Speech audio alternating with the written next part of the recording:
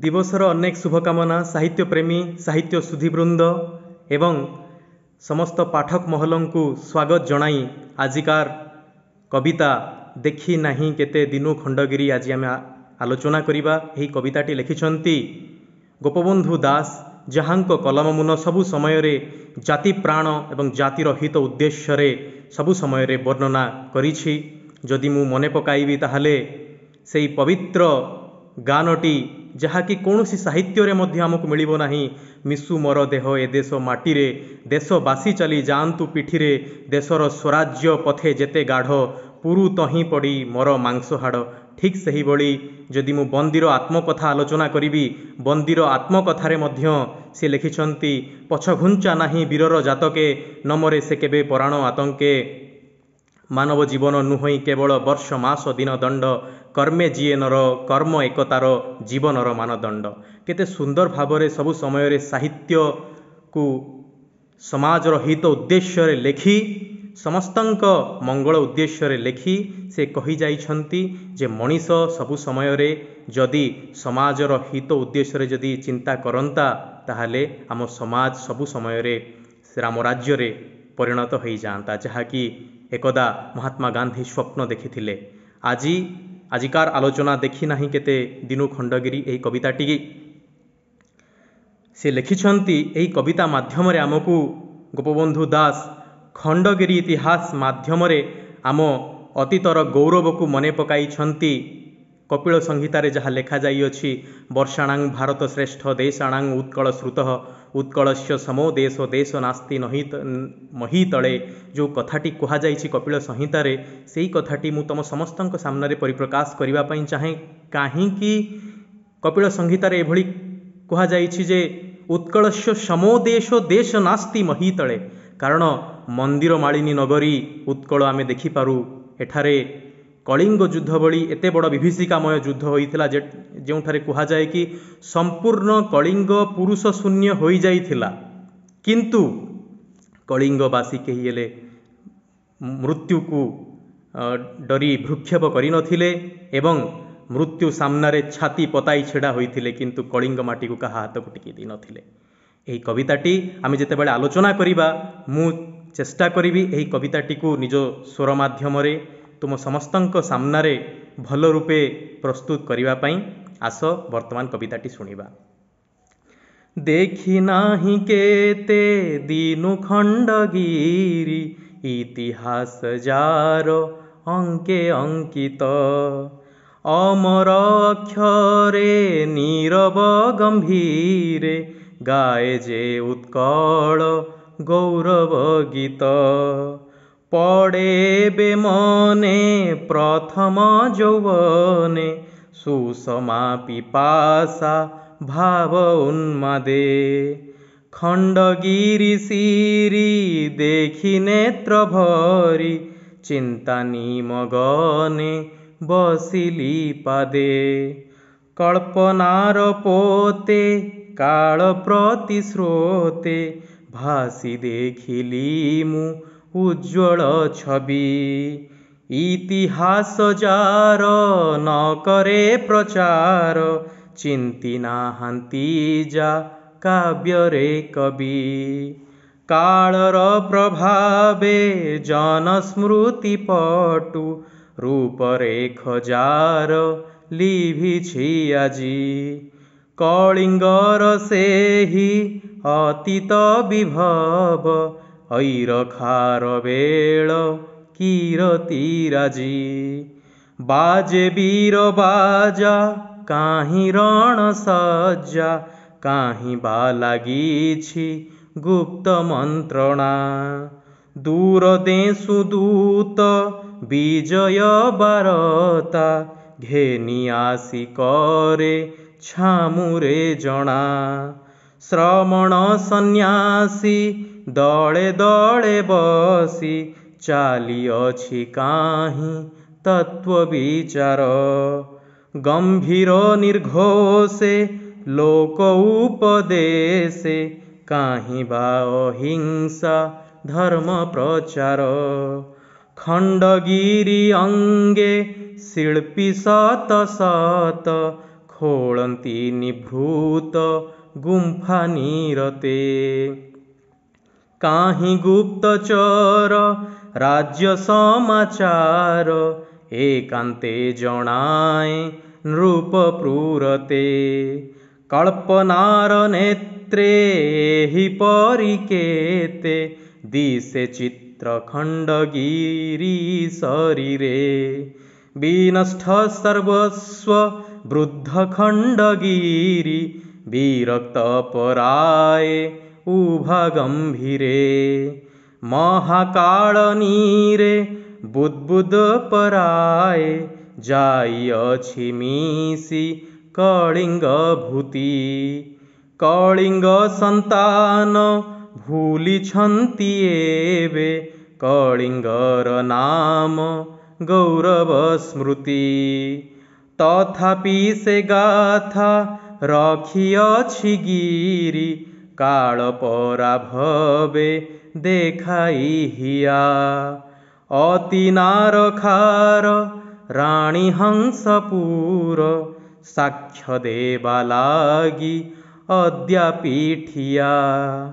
ଚୂଳମୂଳ ଯାଏଁ ଶୋଭେ ଶିଳାକାଏ ପ୍ରାସାଦ ପ୍ରାଙ୍ଗଣ ଗୁମ୍ଫା ଦେଉଳ। ତରୁଲତା ଦଳ ରୋଧିଛନ୍ତି ପଥ ନିବସନ୍ତି ଯହିଁ ସ୍ୱାପଦ କୂଳ।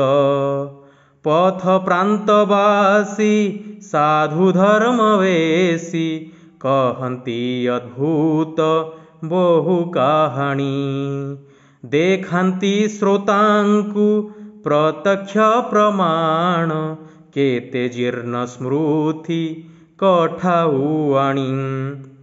ତାପସ ସାଧକ ଅଦ୍ୟାପି ଅନେକ ନିବିଡ଼ ଅନ୍ଧାର ଗୁହା ଗର୍ଭେ। ଲୁଚି ରହିଛନ୍ତି ଗଭୀର ନିଶୀଥେ ଶୁଣାଯାଏ ତାଙ୍କ ସଙ୍ଗୀତ ନଭେ।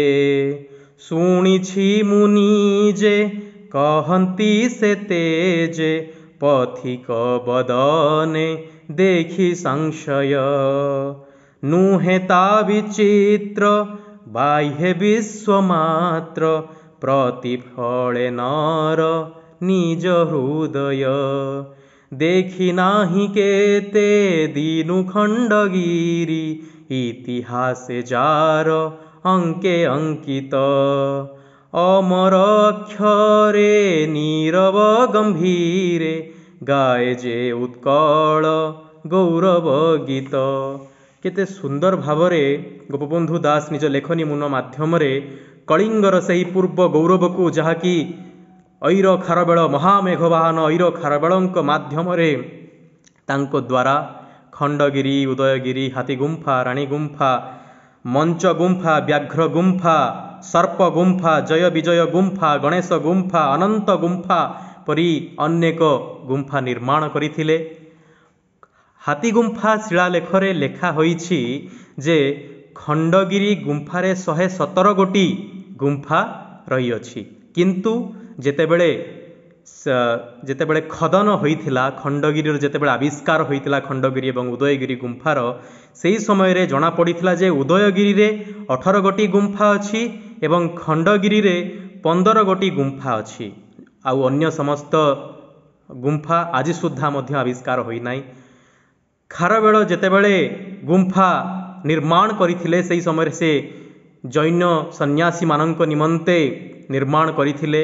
ଖଣ୍ଡଗିରିର ଗୁମ୍ଫା, ଉଦୟଗିରିର ଗୁମ୍ଫା ଆମ ସମସ୍ତଙ୍କୁ, ଆମ ଇତିହାସର ସେହି ପୂର୍ବ ଗୌରବକୁ, ଆମ ଇତିହାସର ଗର୍ବ ଗୌରବମୟ ଗାଥାକୁ ଆମ ସମସ୍ତଙ୍କ ସାମ୍ନାରେ ଉପସ୍ଥାପିତ କରୁଛି, ଯାହାକି ଆମ ସମସ୍ତଙ୍କ ନିମନ୍ତେ ଏହା ସୂଚାଇ ଦେଉଛି ଯେ ଆମେ ହେଉଛୁ ବୀରମାନଙ୍କର ସୁତ।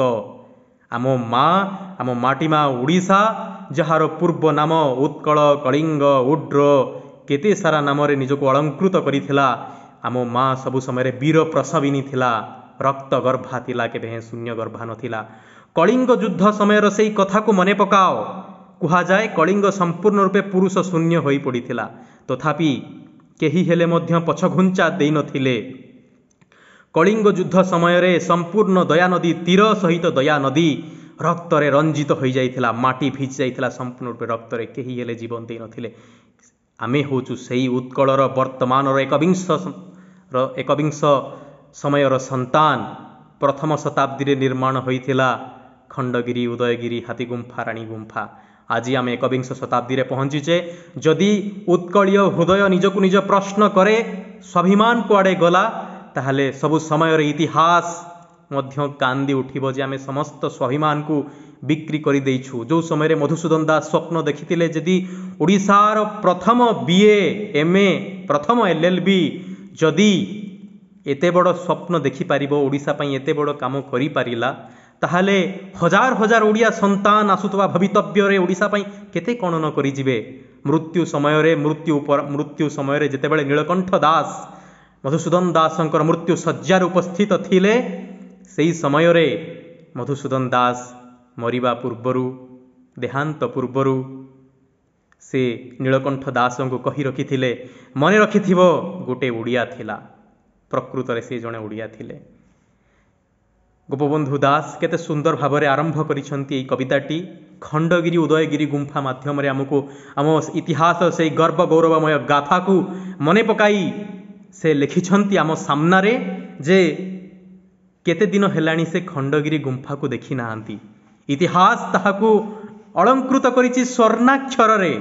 सेई इतिहास रो कथा, से इतिहास रो अमरमय गाथा, से वीर गर्व गौरव गाथा, अमित विक्रमशाली ऐर महामेघवान खारबलंकर गाथा इतिहास वर्णना करिछि खंडगिरीर हाथीगुम्फा शिला लेखरे, जहार अमर अक्षर निरवतार सहित गंभीरतार सहित किंतु सरल उपाय रे आम गर्व गौरव गाथा, आम उत्कलीय परंपरा, आम ओडिशार गर्व गौरव ऐतिह्य संपन्न कला स्थापत्य भास्कर्यर रूप को स्वर्णाक्षर रे आम सम्मुख रे वर्णना करिछि गोपबंधु दास।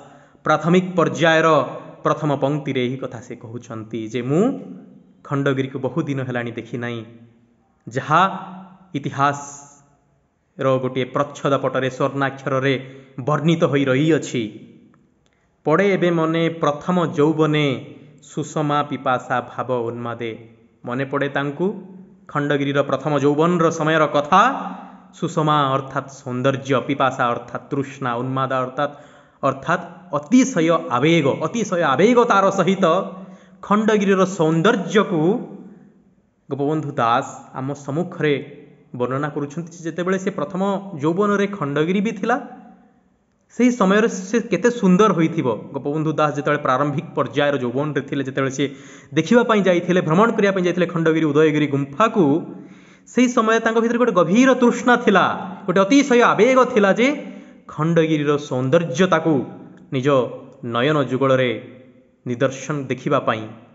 सही रूपटी को जेतेबेले से देखिले, खंडगिरी सिरी देखी नेत्र भरी चिंता निमगने बसिली पादे। सिरीर अर्थ होची शोभा।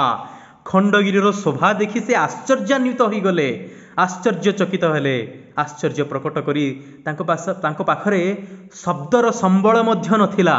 कौनसी शब्द सागरर समुद्ररू से कौनसी शब्द रूपक मुक्ता सी जोगाड़ी पारु नथिले जे खंडगिरी को केउ शब्दरे से रूपायित करिवे, रंजित करिवे। से चिंता करी खंडगिरीर पाद देश रे बसी पड़िले। एते सुंदर भावरे खंडगिरी पहाड़ को काटी तैयारी होइथिला एवं खंडगिरी केवल गोटिए गुंफारे सीमित नथिला। हाथी गुंफा शिला लेखरे लेखा होइछि 117 गोटी गुंफा थिला एवं से समस्त गुंफा अलग अलग विभिन्न प्रकार गुंफारे विभक्त होइथिला। हाथी गुंफा, अनंत गुंफा, मंचपुरी गुंफा, गणेश गुंफा, सर्प गुंफा, व्याघ्र गुंफा, जय विजय गुंफा, एभली केते सारा गुंफारे विभक्त होइथिला। कालर प्रभावे जन स्मृति पटु रूपरेख जार लिभिछि आजी। कलिंगर सेही अतीत विभव ऐर खारबेल किरती राजी। कालर प्रभाव रे जनस्मृतिर जनमानसर पटरु जदिओ लिभि जाइछि संपूर्ण रूपरे, किंतु कलिंगर सेही अतीतर विभव जहाँकि ऐर महामेघवाहन खारबेल ତିଆରି କରିଥିଲେ ସେଇ ରୂପକୁ, ସେଇ କଳିଙ୍ଗକୁ ଗୋଟିଏ ସୁନ୍ଦର ରୂପ ଦେଇଥିଲେ। ସେଇ ଖଣ୍ଡଗିରି ଗୁମ୍ଫା ଆଜି ସୁଦ୍ଧା ମଧ୍ୟ ଛାତି ପତାଇ ଛିଡ଼ା ହୋଇଛି କଳିଙ୍ଗର ସେଇ ଗର୍ବ ଗୌରବ ଗାଥା ଗାଇବା ପାଇଁ। ଆମେ ସମସ୍ତେ ଗର୍ବ ଅନୁଭବ କରିବା ଦରକାର ଉତ୍କଳୀୟ ହିସାବରେ, କଳିଙ୍ଗର ବାସୀ ହିସାବରେ ଏବଂ ଜଣେ ଶ୍ରେଷ୍ଠ ଓଡ଼ିଆ ହିସାବରେ, ସ୍ୱାଭିମାନୀ ଓଡ଼ିଆ ହିସାବରେ। ବାଜେ ବୀର ବାଜା କାହିଁ ରଣ ସଜ୍ଜା, କାହିଁ ବା ଲାଗିଛି ଗୁପ୍ତ ମନ୍ତ୍ରଣା, ଦୂର ଦେଶୁ ଦୂତ ବିଜୟ ବାରତା, ଘେନି ଆସି କରେ ଛାମୁରେ ଜାଣା।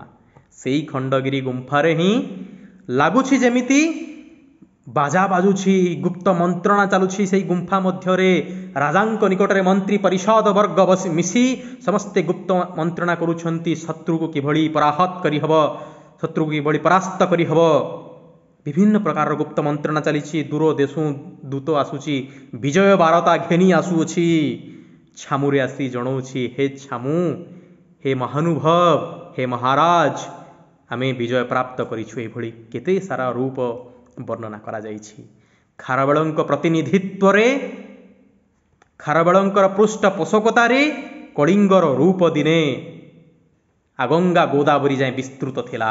ସେଇ କଳିଙ୍ଗର ସନ୍ତାନ ଆମେ ଖଣ୍ଡଗିରିର ସେଇ ପୁରାତନ ରୂପକୁ ମନେ ପକାଇ ନିଜ ମାନସ ପଟରେ ଯାହା ବି ରୂପ ଭାସି ଆସୁଛି ତାହାକୁ କଲମ ମାଧ୍ୟମରେ, ଲେଖନୀ ମାଧ୍ୟମରେ ଗୋପବନ୍ଧୁ ଦାସ ଉତାରି ଦେଉଛନ୍ତି। ଶ୍ରମଣ ସନ୍ନ୍ୟାସୀ ଦଳେ ଦଳେ ବସି, ଚାଲିଅଛି କାହିଁ ତତ୍ତ୍ୱ ବିଚାର, ଗମ୍ଭୀର ନିର୍ଘୋଷେ ଲୋକ ଉପଦେଶେ, କାହିଁ ବା ଅହିଂସା ଧର୍ମ ପ୍ରଚାର। ଶ୍ରମଣ ସନ୍ନ୍ୟାସୀ, ଶ୍ରମଣ ଅର୍ଥାତ୍ ବୌଦ୍ଧ ଭିକ୍ଷୁ, ଜୈନ ଭିକ୍ଷୁ, ସନ୍ନ୍ୟାସୀମାନେ ବସି ତତ୍ତ୍ୱ ବିଚାରର ଆଲୋଚନା କରୁଛନ୍ତି, ଆଧ୍ୟାତ୍ମିକ ଜ୍ଞାନର ଆଲୋଚନା କରୁଛନ୍ତି। ସବୁ ସମୟରେ ଆମ ମାନସ ପଟରେ ଗୋଟିଏ କଥା ସବୁ ସମୟରେ ରହିବା ଦରକାର ଯେ ଆମ ମାନସରୁ ଯାହା ଉପରେ ଥାଏ ତାହାକୁ କୁହାଯାଏ ଅତି ମାନସ। ଅତି ମାନସର ନିଦର୍ଶନ ଯେଉଁ ସମୟରେ ମଣିଷ ପାଇଥାଏ ସେହି ସମୟରେ ସେଇଭଳି ତତ୍ତ୍ୱ ବିଚାର ଆଲୋଚନା କରୁଛନ୍ତି ବୌଦ୍ଧ ଭିକ୍ଷୁ, ଜୈନ ଭିକ୍ଷୁ, ବୌଦ୍ଧ ସନ୍ନ୍ୟାସୀ। ଗମ୍ଭୀର ନିର୍ଘୋଷେ ଲୋକ ଉପଦେଶେ, କାହିଁ ବା ଅହିଂସା ଧର୍ମ ପ୍ରଚାର। ସେଠାରେ ଜୈନ ଭିକ୍ଷୁ, ଜୈନ ସନ୍ନ୍ୟାସୀ, ବୌଦ୍ଧ ସନ୍ନ୍ୟାସୀ ସମସ୍ତେ ମିଶି ଉପଦେଶ ଆଲୋଚନା କରୁଛନ୍ତି, ତତ୍ତ୍ୱ ବିଚାର କରୁଛନ୍ତି, କେଉଁଠାରେ ଅହିଂସା ଧର୍ମ ପ୍ରଚାର କରୁଛନ୍ତି। କାରଣ ଏହି କଳିଙ୍ଗ ମାଟି ହେଉଛି ସେଇ ମାଟି ଯିଏକି ଅଶୋକ ଭଳି ଜଣେ ଚଣ୍ଡାଶୋକକୁ ଧର୍ମାଶୋକରେ ପରିଣତ କରିଦେଇଥିଲା, ଯିଏକି ପରବର୍ତ୍ତୀ ମୁହୂର୍ତ୍ତରେ ସମ୍ପୂର୍ଣ୍ଣ ବିଶ୍ୱରେ ବୁଦ୍ଧଂ ଶରଣଂ ଗଚ୍ଛାମି, ଧମ୍ମଂ ଶରଣଂ ଗଚ୍ଛାମି, ସଂଘଂ ଶରଣଂ ଗଚ୍ଛାମିର ପବିତ୍ର ନିଦର୍ଶନ ସମ୍ପୂର୍ଣ୍ଣ ବିଶ୍ୱ ପଟଳରେ ସେ ପ୍ରସ୍ତୁତ କରିଥିଲେ। ତାଙ୍କ ପୁତ୍ର ଏବଂ ତାଙ୍କ ଝିଅ ଯାଇ ସମ୍ପୂର୍ଣ୍ଣ ବିଶ୍ୱରେ ବୌଦ୍ଧ ଧର୍ମର ପ୍ରଚାର କରିଥିଲେ। ଆଜି ଯଦି ଶ୍ରୀଲଙ୍କାର ଯଦି ପ୍ରମୁଖ ଧର୍ମ ବୌଦ୍ଧ ଧର୍ମ ଯଦି ହୁଏ ତାହାର ପ୍ରମୁଖ କାରଣ ଅଶୋକଙ୍କୁ ଯିବ। ଖଣ୍ଡଗିରି ଅଙ୍ଗେ ଶିଳ୍ପୀ ଶତ ଶତ, ଖୋଳନ୍ତି ନିର୍ଭୃତ ଗୁମ୍ଫା ନିରତେ, କାହିଁ ଗୁପ୍ତଚର ରାଜ୍ୟ ସମାଚାର, ଏକାନ୍ତେ ଜଣାଏ ନୃପ ପୁରତେ। କେତେ ସୁନ୍ଦର ଭାବରେ ଏଠାରେ ବର୍ଣ୍ଣନା କରାଯାଇଛି। ଖଣ୍ଡଗିରି ପ୍ରଥମେ ଗୋଟିଏ ପାହାଡ଼ ଥିଲା, ସେଇ ପାହାଡ଼କୁ କାଟି ବିଭିନ୍ନ ଗୁମ୍ଫାରେ ବିଭକ୍ତ କରାଯାଇଥିଲା ଜୈନ ସନ୍ନ୍ୟାସୀମାନେ ରହିବା ନିମନ୍ତେ। ଏବଂ ସେହି ଶିଳ୍ପୀ ଶତ ଶତ ସମସ୍ତେ ମିଶି ଖଣ୍ଡଗିରିର ସେଇ ଗୁମ୍ଫାକୁ ତିଆରି କରିଥିଲେ। ସେହି ଶିଳ୍ପୀମାନେ ଆମ ସମସ୍ତଙ୍କୁ ଗୋଟିଏ ଭେଟି ଦେଇଥିଲେ ଖଣ୍ଡଗିରି ଉଦୟଗିରି ଗୁମ୍ଫା ହିସାବରେ। ଏବଂ ଗୁପ୍ତଚର ମନ୍ତ୍ରଣା ଦେଉଛନ୍ତି ଆସି, ରାଜ୍ୟ ସମାଚାର ଆସି ଦେଉଛନ୍ତି, ନୃପ ପୁରତେ ରାଜ୍ୟର ସମାଚାର ଆସି ରାଜାଙ୍କ ନିକଟରେ ପରିପ୍ରକାଶ କରୁଛନ୍ତି। କଳ୍ପନାର ନେତ୍ରେ ଏହିପରି କେତେ, ଦିଶେ ଚିତ୍ର ଖଣ୍ଡଗିରି ଶରୀରେ, ବିନଷ୍ଟ ସର୍ବସ୍ୱ ବୃଦ୍ଧ ଖଣ୍ଡଗିରି, ବିରକ୍ତ ପରାଏ ଉଭା ଗମ୍ଭୀରେ। କଳ୍ପନାର ନେତ୍ରେ, ମୁଁ ମୋର କଳ୍ପନାର ଆଖିରେ ମୁଁ ଦେଖିପାରୁଛି ଖଣ୍ଡଗିରିର ସେହି ସିରିକୁ, ଖଣ୍ଡଗିରିର ସେହି ଶୋଭାକୁ, କିଭଳି ଖଣ୍ଡଗିରିର ନିର୍ମାଣ ହୋଇଥିଲା, କିଭଳି ଖଣ୍ଡଗିରିର ବିନଷ୍ଟ ହୋଇଥିଲା, ସମ୍ପୂର୍ଣ୍ଣ ରୂପେ ସର୍ବସ୍ୱ ଭାବରେ ଖଣ୍ଡଗିରିର ବିନଷ୍ଟ ହୋଇଥିଲା। ସମୟର କରାଳରେ, ସମୟର ଚକ୍ରରେ ଖଣ୍ଡଗିରିର ବିନଷ୍ଟ ହୋଇଥିଲା ସତ, କିନ୍ତୁ ଖଣ୍ଡଗିରି ଯେତେ ସମୟ ପର୍ଯ୍ୟନ୍ତ ଆରମ୍ଭରୁ ପ୍ରାରମ୍ଭିକ ପର୍ଯ୍ୟାୟରୁ ବର୍ତ୍ତମାନ ସୁଦ୍ଧା କଳିଙ୍ଗର ସେହି ଗର୍ବ ଗୌରବ ଇତିହାସମୟ ଗାଥାକୁ ଆଜି ସୁଦ୍ଧା ମଧ୍ୟ ଆମ ସମ୍ମୁଖରେ ଉପସ୍ଥାପିତ କରୁଛି, ପରିପ୍ରକାଶ କରୁଅଛି।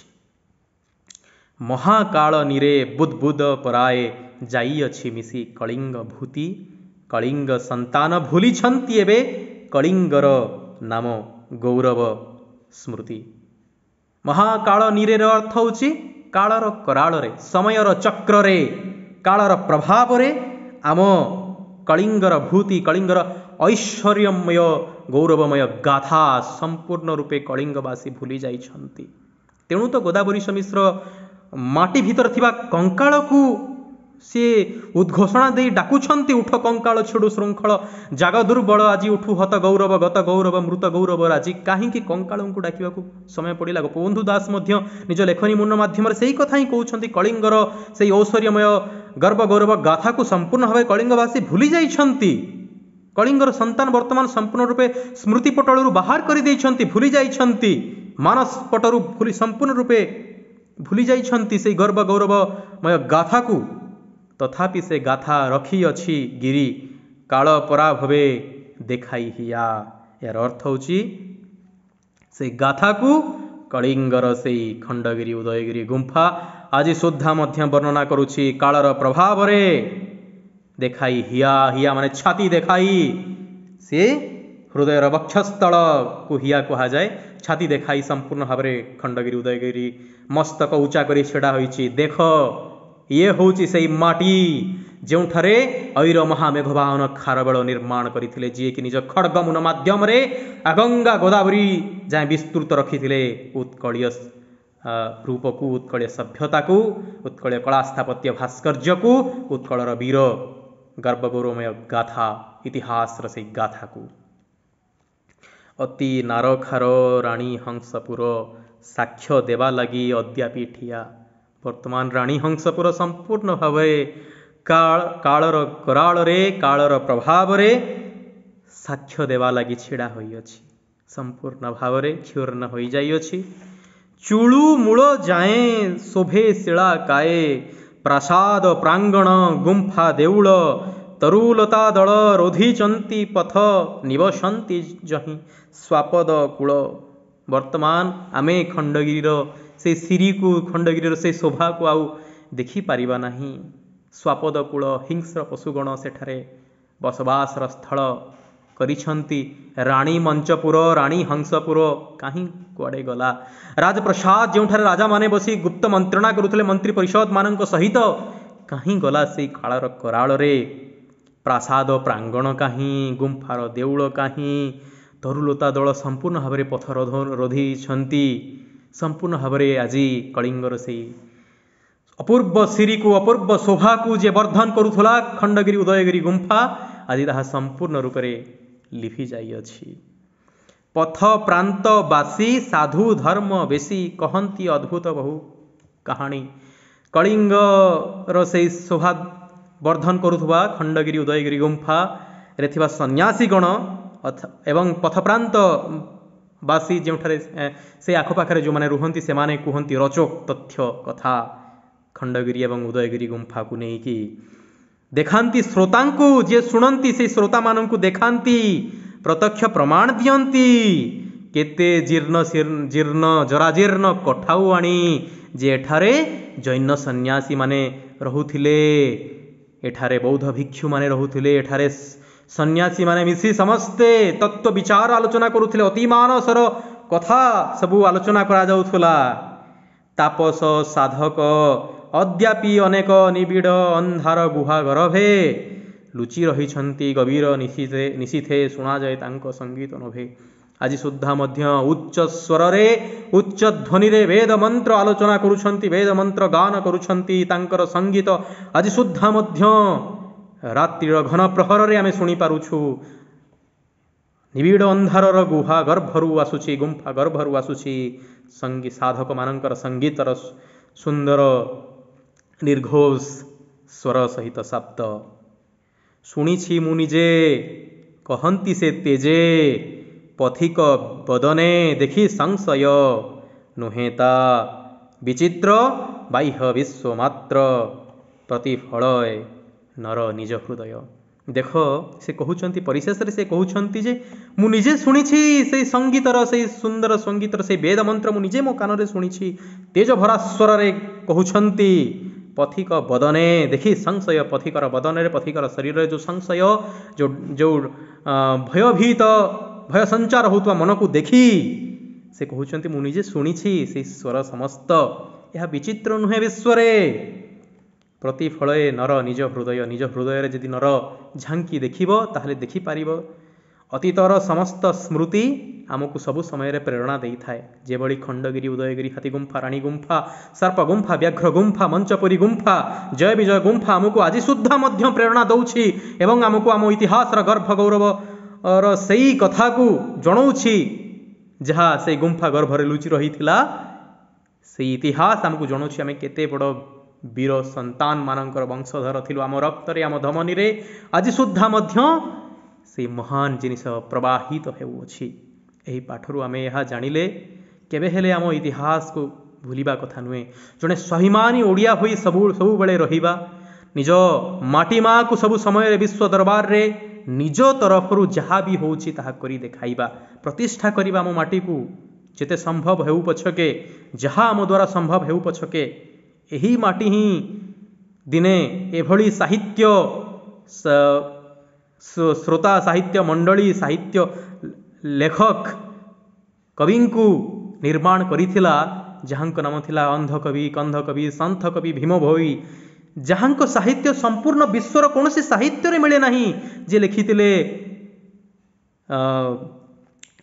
प्राणिक आरत दुख अप्रमित देखु देखु केबा सेहु सहु मो जीवन पछे नरके पड़ी थाउ जगत उद्धार हो निजको तलितलांत करी रखी कौन सी साहित्यकार केबे हेले मध्य लिखि नांती विश्वर जड़े अंध कवि थिले भीम भोई लिखिथिले मो जीवन पछे नरके पड़ी थाउ जगत उद्धार हो तेणु से माटीर संतान आमे समस्ते पिले आमे निज माटी को केबे भी भूली जिबा कथा नुहे आम माटीर गर्व गौरव को भूली जिबा कथा नुहे जननी जन्म भूमिष्य स्वर्गात भी गरियसी आज जो कालर करालर जो जो बहुत कष्टमय रूप रे आमे वर्तमान पहुँचीछु प्रकृति आमको जो कष्ट देउअछि ताहा से समय रे ठीक हबो जो समय रे प्रकृति को प्रतिबदल रे सुरक्षा प्रदान करिबा तेणु ये भली एक दुख मुहूर्त घड़ीसंधि मुहूर्त रे कोरोना रे भली प्रभाव रे आमे जदि समस्ते समस्तंकर निमंते यह दायित्व रहिबो जे समस्तंकर मानसिक मन को जदि ठीक भाव रे सुरक्षित रखिबा समस्तंको शांति दवा